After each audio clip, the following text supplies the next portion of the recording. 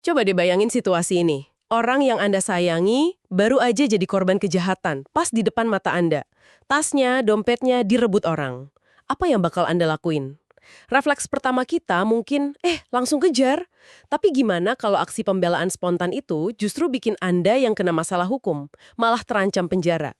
Ini bukan skenario film loh. Ini dilema nyata yang dialami seorang suami namanya Hogi Minaya di Sleman. Sebuah tindakan refleks buat ngebela istrinya yang dijambret, malah berakhir dengan kematian penjambretnya. Dan status Hogi ini dalam sekejap berubah dari korban jadi tersangka. Nah, untuk membongkar kasus yang rumit banget ini, kita bakal coba lihat dari berbagai sudut pandang.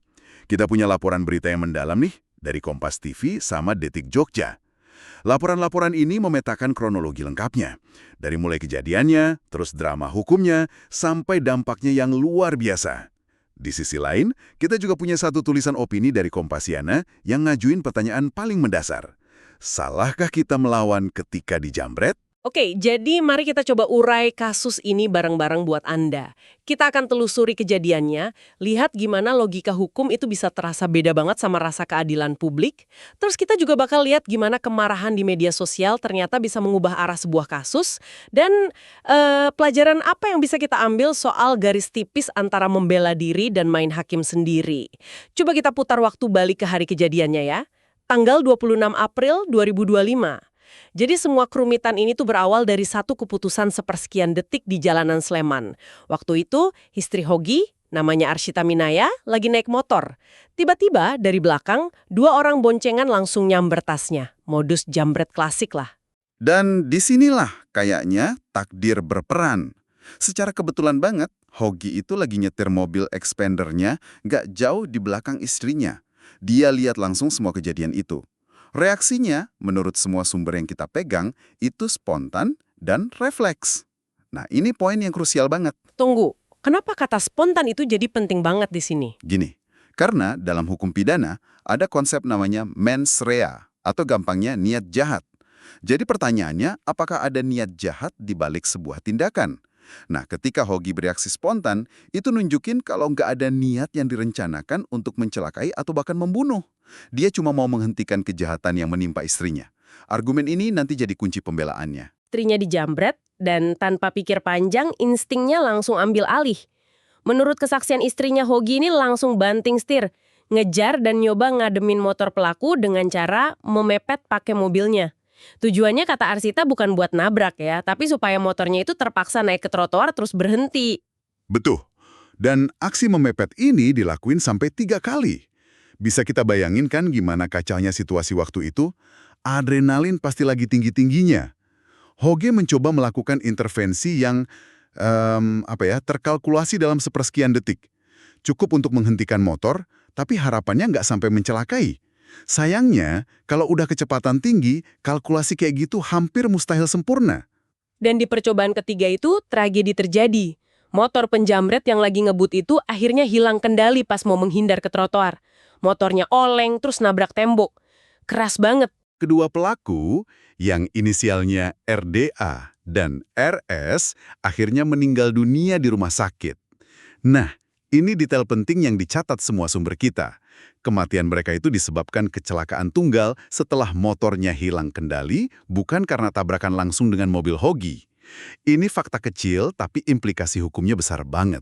Kalau pakai logika awam, ceritanya harusnya selesai di sini kan. Penjamret gagal, korban selamat, terus pelakunya celaka karena ulahnya sendiri. Tapi yang terjadi malah sebaliknya. Momen inilah yang ngubah Hogi dari korban menjadi, di mata hukum, seorang pelaku. Tepat sekali. Nah, disinilah logika hukum formal mulai terasa janggal buat kita orang awam. Polisi itu nggak melihat ini sebagai satu rangkaian peristiwa yang utuh.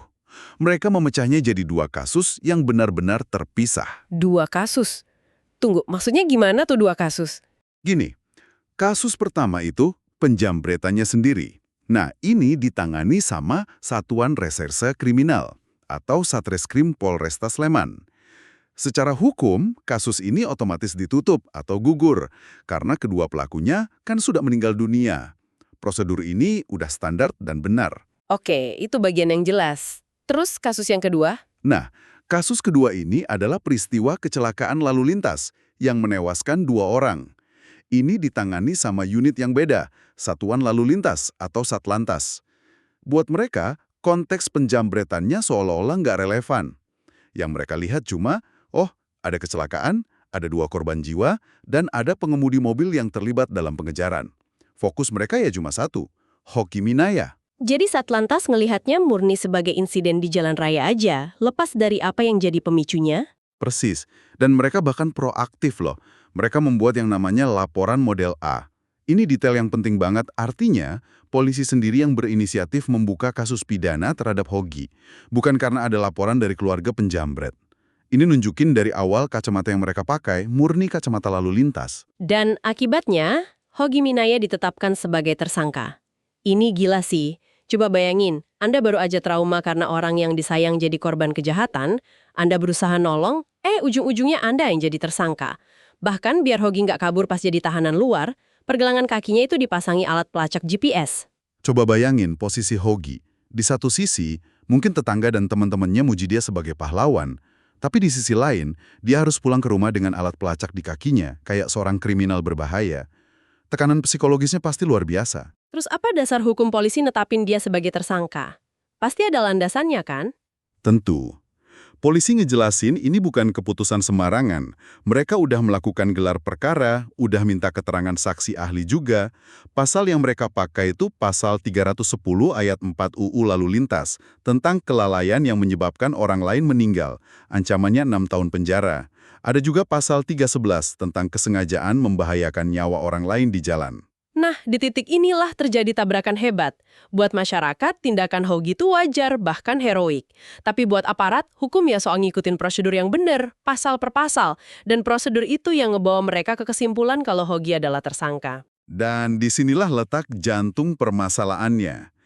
Pihak kepolisian waktu itu bilang mereka cuma mau kasih kepastian hukum. Tapi buat kita masyarakat, keadilan itu kan soal hasil yang terasa benar. Kasus Hogi ini adalah benturan dahsyat antara dua gagasan itu. Keadilan prosedural versus keadilan substantif. Dan tentu saja ya, publik gak tinggal diam. Begitu berita ini nyebar, media sosial langsung meledak. Kemarahan warganet tumpah ruah. Mereka ngerasa hukum ini sama sekali gak berpihak sama korban, sampai muncul sindiran yang tajam banget dan viral. Sleman disebut sebagai kota ramah penjambret.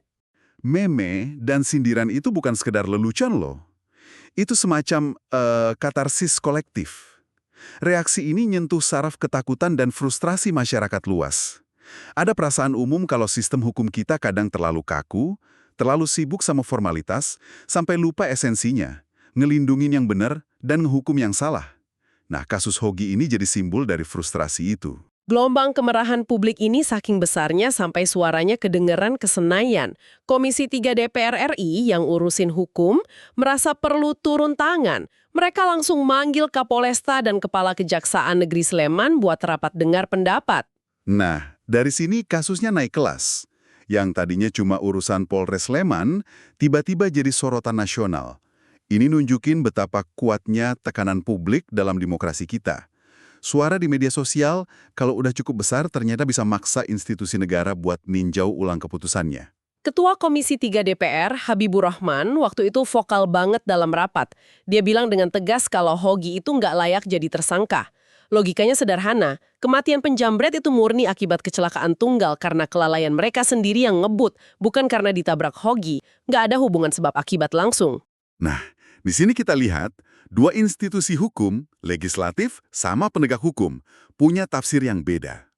Pandangan DPR jelas, Hogi nggak memenuhi unsur pidana sama sekali, bebaskan. Tapi, Kejaksaan Negeri Sleman, yang kemudian ngambil alih kasus ini dari polisi, punya pandangan yang sedikit beda. Lebih bernuansa gitu. Tunggu sebentar, kalau DPR udah sejelas itu bilang Hogi nggak bersalah sama sekali, kenapa Kejaksaan masih ngotot bilang ini tindak pidana? Apa yang mereka lihat dan DPR nggak lihat? Ini pertanyaan yang bagus banget. Kejaksaan itu setuju dengan satu hal penting, tindakan Hogi itu bukan dolus atau kesengajaan untuk membunuh.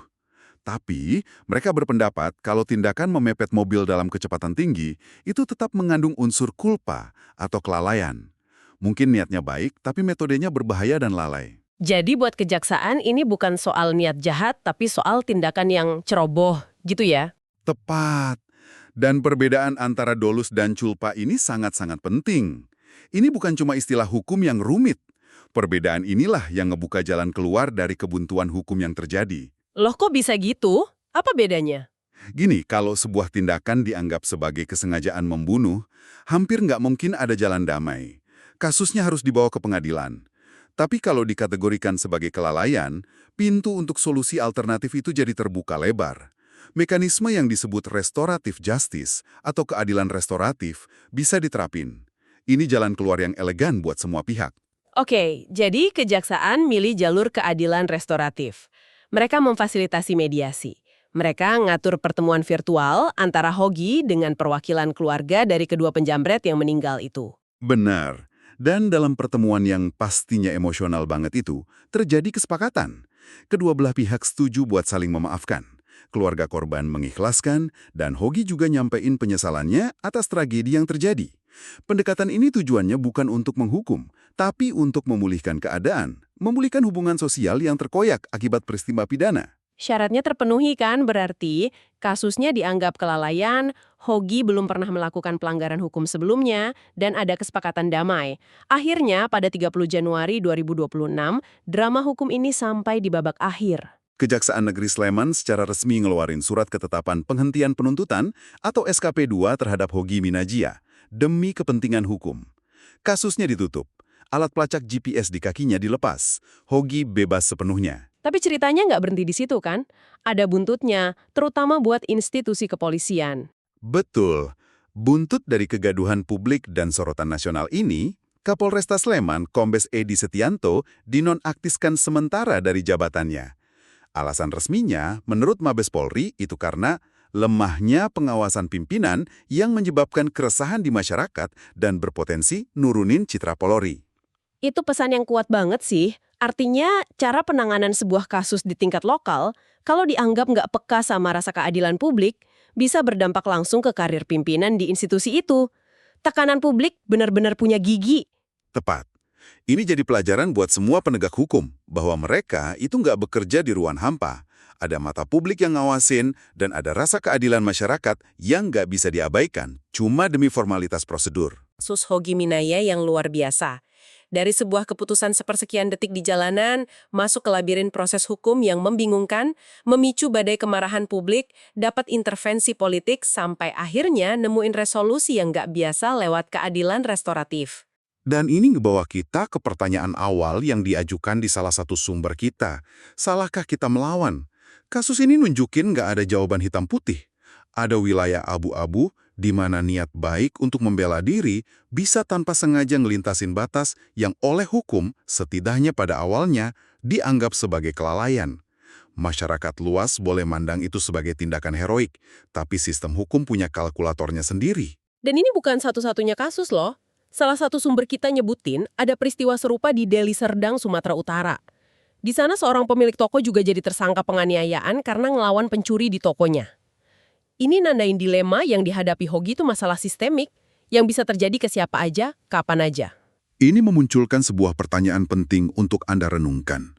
Setelah tahu gimana hukum seringkali misahin antara kejahatan awal dengan reaksi terhadapnya, kalau Anda ada di posisi Hogi, ngelihat orang yang Anda sayangi dalam bahaya, adakah yang akan Anda lakukan secara berbeda? Dan yang lebih mendasar lagi, perlukah ada perubahan dalam hukum kita untuk ngasih perlindungan yang lebih eksplisit dan lebih kuat buat korban yang melakukan pembelaan diri secara wajar, supaya kasus kayak Hogi ini nggak terulang lagi?